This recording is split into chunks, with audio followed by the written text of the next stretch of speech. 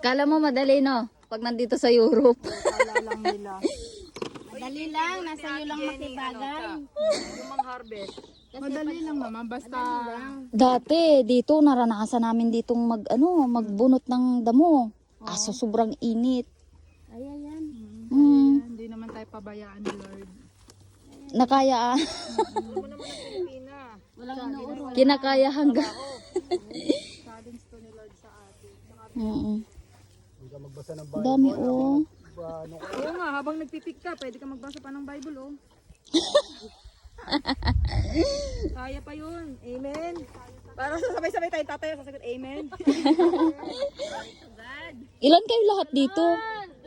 Hallelujah. Asan yung bayaw ni Kuya Rohil?